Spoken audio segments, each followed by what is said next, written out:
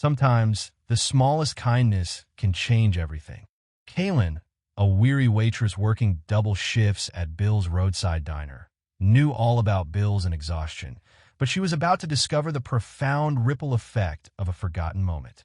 A quiet customer, a simple sandwich, and a handwritten note were about to connect her to a past she'd almost erased and a future she never imagined. This isn't just a story about a tip. It's about being seen, about unexpected recognition, and how a fleeting act of compassion can alter the course of a life, both the givers and the receivers. She didn't recognize the woman at first, just another polite customer with kind eyes. But when the waitress opened the checkbook and saw the name, Jasmine Crockett, and what she'd written, she broke down right there on the floor.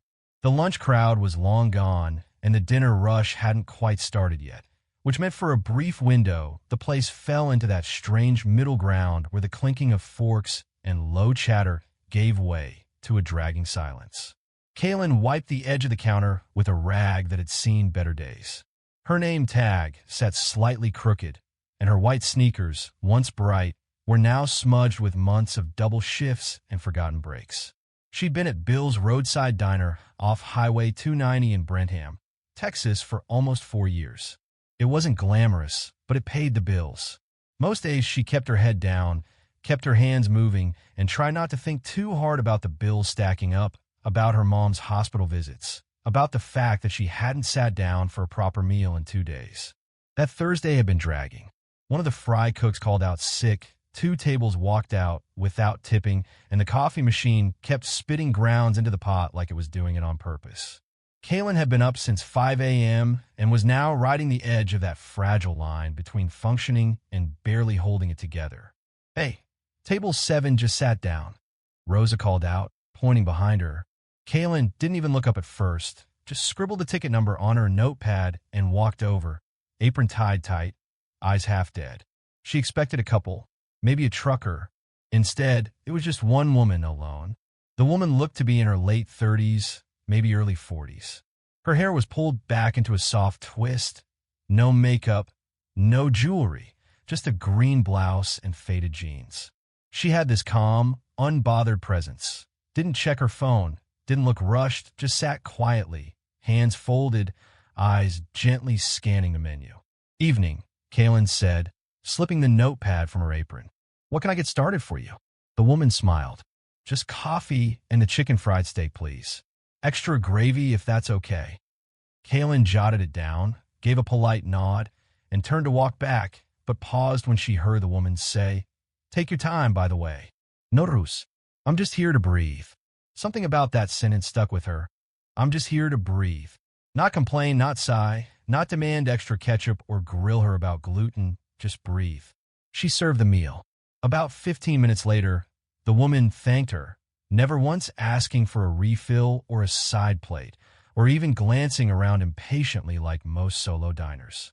She ate slow, like someone who wasn't in a hurry to be anywhere else. Kaylin kept peeking over, partly out of habit, partly out of curiosity. The woman had a strange comfort about her, familiar somehow, though Kaylin couldn't place from where. It didn't really matter, though. Her feet ached, her head was buzzing, and she still had 2 hours left on the clock. When the woman finally asked for the check, Kaylin brought it over, slid it onto the table with her usual tired half-smile, and walked away before the awkward moment where people fumble for cash or stare awkwardly into space, pretending they don't notice you waiting for a tip. She returned to table 7 5 minutes later. The woman was gone, but the check folder was still there. Kaylin picked it up, assuming maybe the woman had gone to the bathroom or to her car. She opened it out of habit, ready to tuck the receipt and count the tip. Instead, there was a folded piece of paper inside. Not a receipt, not cash, a note. She looked around. No sign of the woman, just the note, neatly placed, tucked between the leather folds like it was waiting to be found. Her fingers hesitated over it for a second. Something felt different. She unfolded the paper. For lines handwritten in smooth black ink and a signature at the bottom, "I know what you did. You think no one saw, but someone did. It changed more than you'll ever know. Jasmine Crockett." The pen slipped from her hand and hit the floor with a dull clink. That name. She'd heard that name before. Her stomach turned, Not from fear, but from recognition. But she couldn't remember where or when, not yet. But something about that name started pulling at old memories, like a thread on a sweater you should have left alone. Kaylin stared at the paper as if it had started breathing. The handwriting was delicate but deliberate, someone who didn't rush their words. But it wasn't the penmanship or even the message that shook her. It was how those words felt, like they had been peeled out of a corner of her life she had tried to forget. I know what you did. Her fingers trembled slightly as she read it again, slower this time. The lines weren't threatening. They didn't accuse. If anything, they felt grateful, personal, private. And then there was that name, Jasmine Crockett. It wasn't just familiar, it echoed. She pulled out her phone, fingers clumsy and unsteady, and typed the name into Google.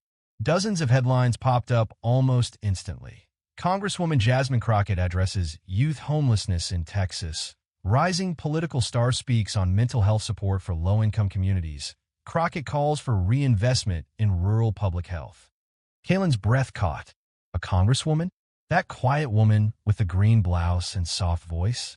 No security, no fuss, just her sitting at table 7, asking for extra gravy like anyone else. But that didn't explain the note, or how she knew her, or what she meant by what you did. Kaylin tucked her phone back into her apron and walked to the back, into the cramped break room that doubled as a supply closet.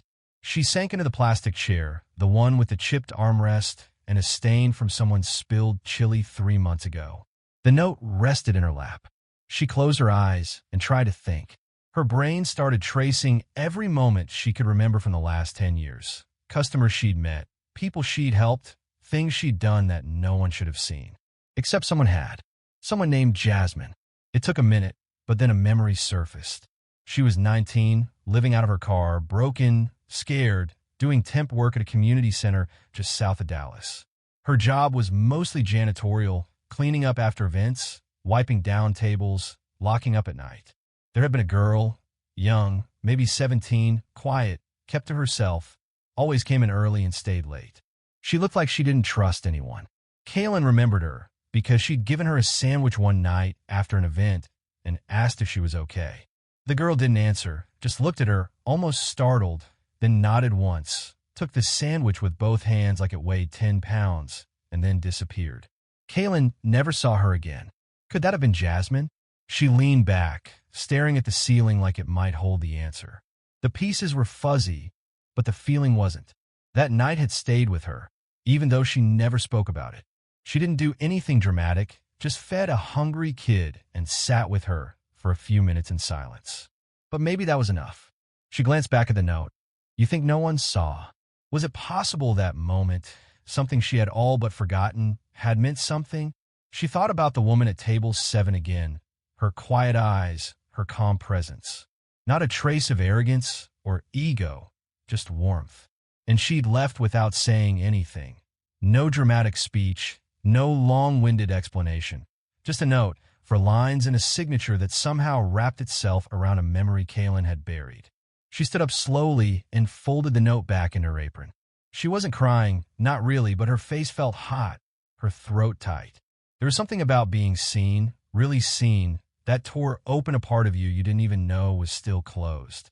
And for Kaylin, that moment wasn't just unexpected, it was long overdue. But she still didn't understand how Jasmine had recognized her or why now. Back on the floor, Kaylin kept moving. Orders still had to be taken, plates cleared, coffee poured. But her body worked on autopilot while her mind stayed stuck on that name. Jasmine Crockett. A teenage girl with weary eyes and a sandwich in her hands. Now a woman signing legislation and speaking crowds. What were the odds? Between wiping down table 12 and refilling ketchup bottles, she managed to sneak glances at her phone. Jasmine's face was everywhere. C-SPAN clips, news interviews, community photos. Her expression changed slightly depending on the setting, but the eyes were still the same. Still quiet, still sharp. Kaylin clicked on a video from a recent town hall meeting in Austin. Jasmine stood at a podium, hands clasped lightly, talking about food insecurity and forgotten towns. Her tone was calm but firm, the way people speak when they've already lived the problem they're trying to fix. Kaylin's stomach flipped when Jasmine paused mid-sentence, looked out at the crowd, and said, "Sometimes the biggest change in your life starts with the smallest kindness, a stranger noticing you exist." She stared at the screen, couldn't move. How many times had she felt invisible, like a ghost walking through her own life, taking care of everyone but herself? And now, someone who had once been just a quiet girl in the corner of a rec center was out there, changing laws, and remembered her? It didn't make sense. Unless she opened the diner's back office when Rosa went out for a smoke break. The manager, Keith, was busy counting the register and didn't even glance up. Kaylin slipped behind the desk and pulled up YouTube on the desktop computer. She searched for Jasmine Crockett interview plus early life. The results were overwhelming, but one interview stood out, a sit-down with a local Texas station. It was from last year. Kaylin clicked. Jasmine sat on a worn leather couch, framed by bookshelves and houseplants. The host asked, "Was there a moment when things started to shift for you, when you felt seen?" Jasmine took a breath. There was. I don't talk about it often. I was going through something hard. Homelessness, to be honest. I was couch hopping, hungry, tired, and I went to this community center in South Dallas. One night, after a volunteer event, a young woman gave me a sandwich. She didn't ask questions, didn't talk down to me.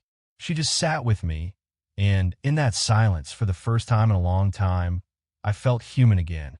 Kaylin's heart thudded in her chest. Jasmine continued. I never forgot her. I didn't even know her name, but I remembered her face. And I remember thinking if I ever got anywhere in life, I'd find a way to thank her. Kaylin leaned back in the chair, her whole body frozen. That was her. She knew it. It wasn't about feeding someone. It wasn't charity. It wasn't some noble gesture. It was just one person seeing another. And for Jasmine, that had been enough to carry with her for years. But then, why now? Why had she come today? Why this diner in this small town? Brenham wasn't exactly on the political map. Kaylin stepped outside for air. The breeze carried the scent of fried food and the sound of trucks rolling past. But all she could think about was that moment, that tiny, forgettable Tuesday night years ago. It had never really left Jasmine, and Jasmine had never really left it behind either. It wasn't coincidence. It couldn't be. Jasmine Crockett hadn't stumbled into the diner. She'd come on purpose. But for what? A thank you? A favor? Or something deeper? The next morning, Kaylin couldn't shake the weight pressing down on her chest. She tried doing the usual coffee, cold water on the face, blasting the local radio station in her car, but nothing helped.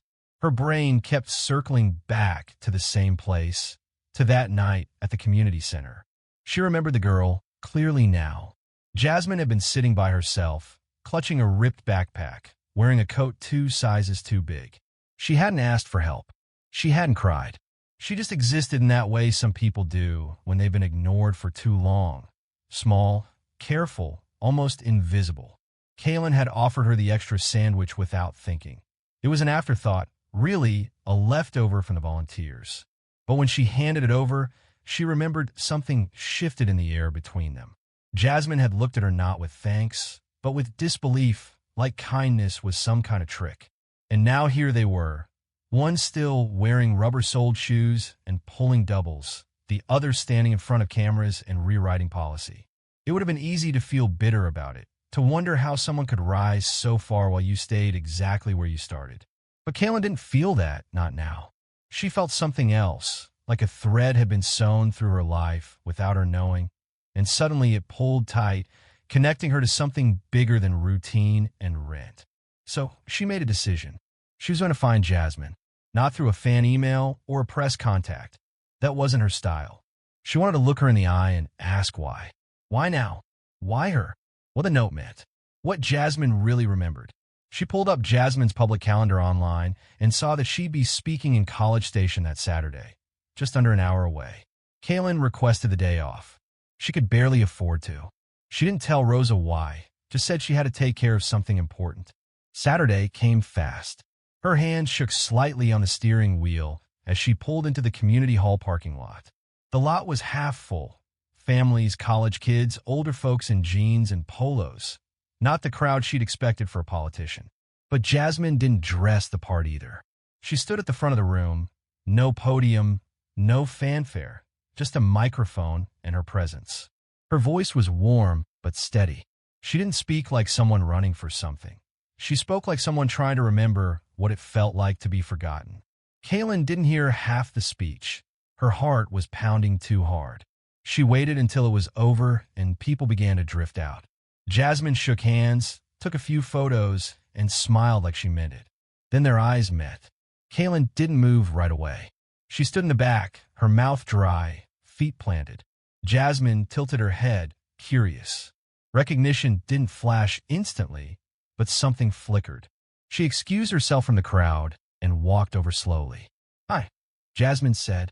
"You're not from around here, are you?" Kaylin gave a small laugh. "No, I drove in from Brenham." Jasmine paused. "Brenham?" Her voice quieted. "Were you at the diner?"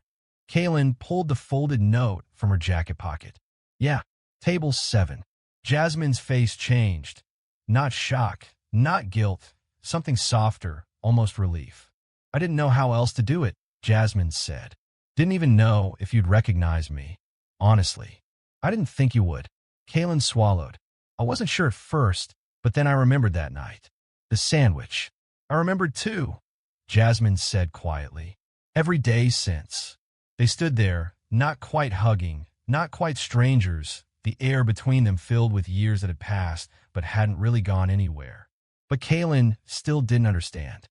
Jasmine had made her point with a note. So why show up in person? Jasmine motioned toward a side hallway that led away from the noise. Kaylin followed, still unsure of what she was supposed to feel: gratitude, closure, confusion, probably a little of everything. They stepped outside through an exit door propped open by a folding chair. The late afternoon sun stretched long shadows across the pavement. Jasmine leaned against the wall and folded her arms loosely, as if she needed a second to find the right words. "I didn't go there to get noticed," she said. "I went because I'd finally reached the place in my life where I could face it. Everything before the cameras, before the campaign, before I even believed I had a future." Kaylin studied her face. It was calmer now, not polished like it had been on stage, but tired in a familiar way, the kind of tired that comes from carrying things too long. "You said in that interview you remembered me all this time." Jasmine nodded slowly. "You were the first person who didn't ask me what I'd done wrong. You didn't look at me like I was a problem to be fixed. You just sat with me. I wasn't used to that." Kaylin looked down, kicking a pebble with her shoe. "I didn't think it mattered. I barely remember what I said, if anything." "That's just it," Jasmine replied. "You didn't have to say anything. You just stayed." Kaylin leaned against the opposite wall, arms crossed. "So why now? Why leave the note? Why show up in Brenham out of nowhere?" Jasmine exhaled. "Because I've spent years telling stories about change, how it happens, where it begins. And every time I speak, I think about that night about you.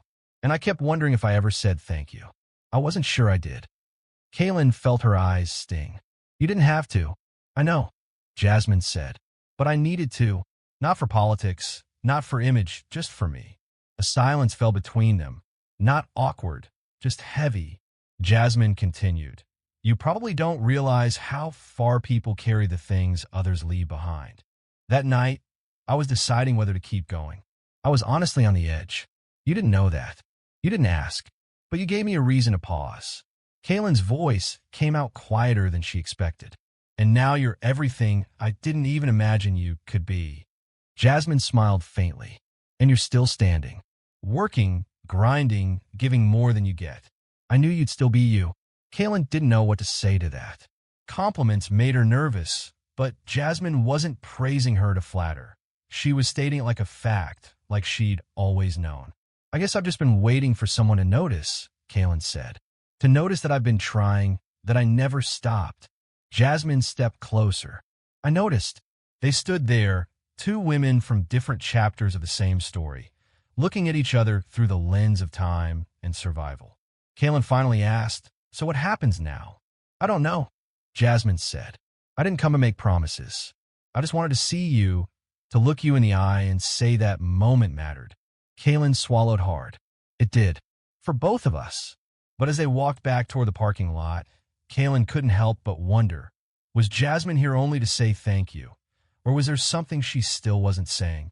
Kaylin didn't expect Jasmine to follow up. She figured that would be the end of it. A strange, full-circle encounter that left her with more clarity than she'd had in years. But 2 days later, a letter arrived in her mailbox. Real paper, hand-addressed, no fancy logo or government seal. Inside, a note, not typed, not printed, written in the same careful handwriting as the one at the diner. You gave me something I didn't even realize I needed.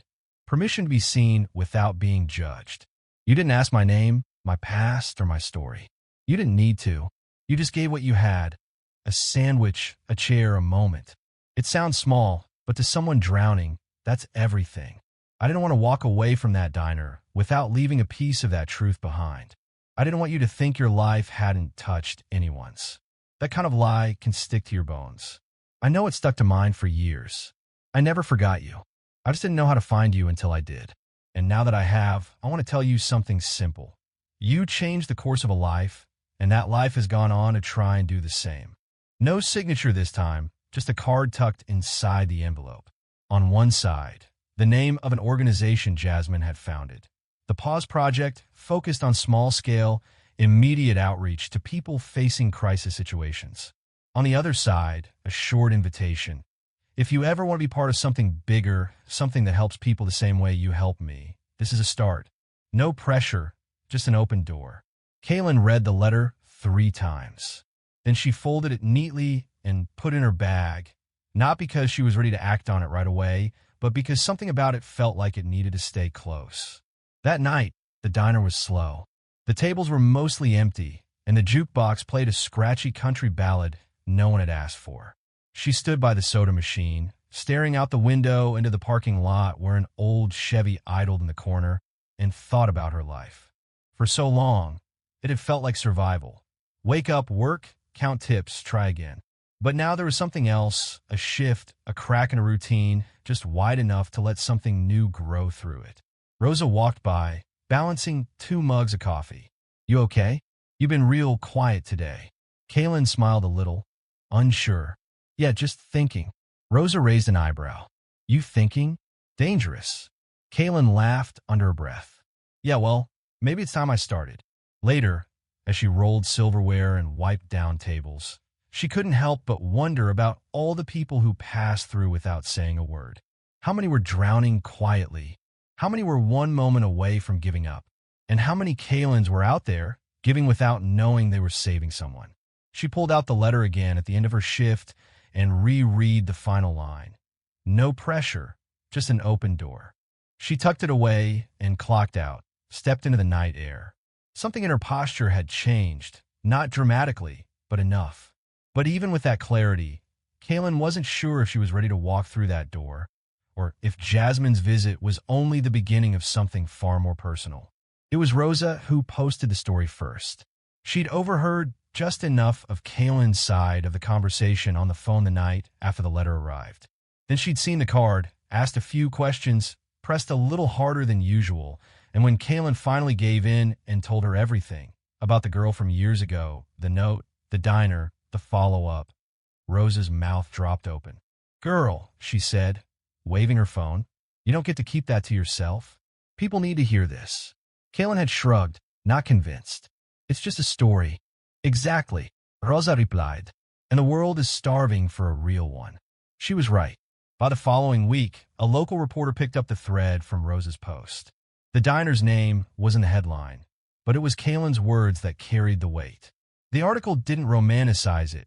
No teary music, no flashy angles. Just the truth, a waitress, a note, a memory, and a moment that stuck.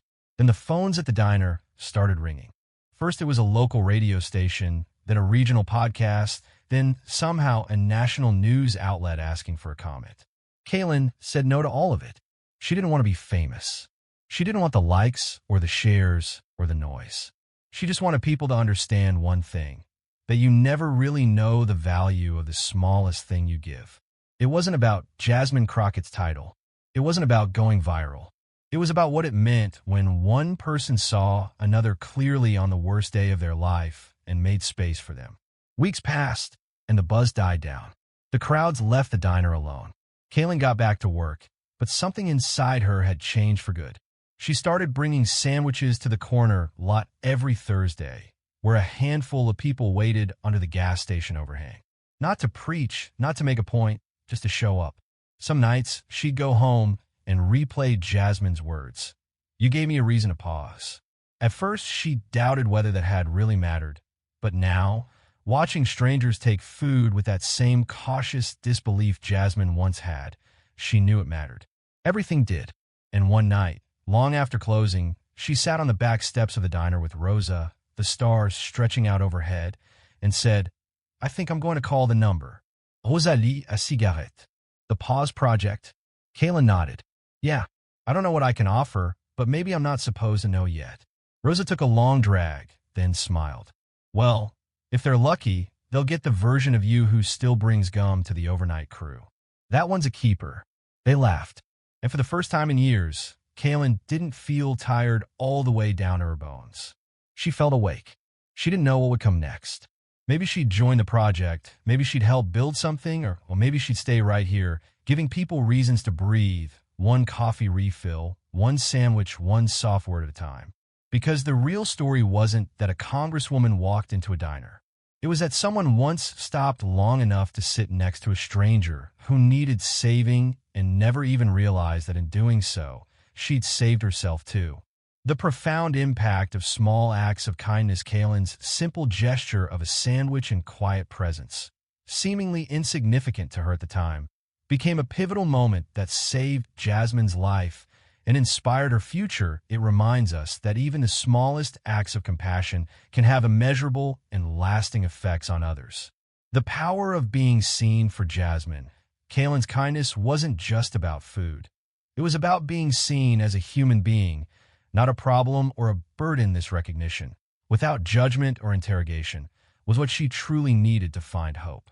The unexpected ripple effect our actions, even those we forget, can create ripples that extend far beyond our immediate awareness. Kaylin's life was unexpectedly transformed by Jasmine's gratitude, showing how giving can also lead to receiving, often in unforeseen ways. The importance of continuing to show up. Kaylin's journey, even after Jasmine's recognition, reinforces the idea of consistent, quiet dedication, whether it's showing up for others in small ways or pursuing a bigger purpose. Persistence in kindness and effort matters. The value of shared humanity despite their different paths. Kaylin and Jasmine found a profound connection based on a shared moment of human vulnerability and compassion. It highlights that true connection often transcends titles, status, or circumstance. So if you're watching this and wondering whether what you do matters, it does. It always has. Even if no one says thank you. Even if they walk away and never look back. Somewhere out there, someone remembers you, and they're still carrying that moment with them. If this story meant something to you, or reminded you of a time someone showed up when you needed it most, don't let it stop with you. Share it. Talk about it. Pass it on.